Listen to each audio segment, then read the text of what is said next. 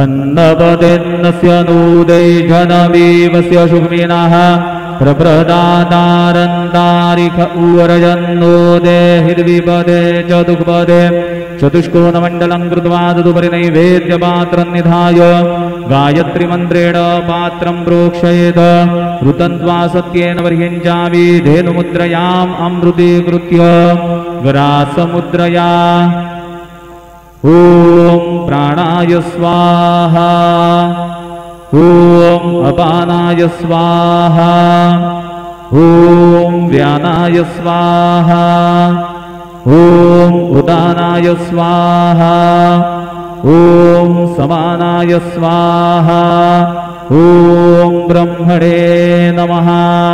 नैवेद्यमध्ये पानीयं समर्पयामि पुनर्नैवेद्यं निवेदयामि।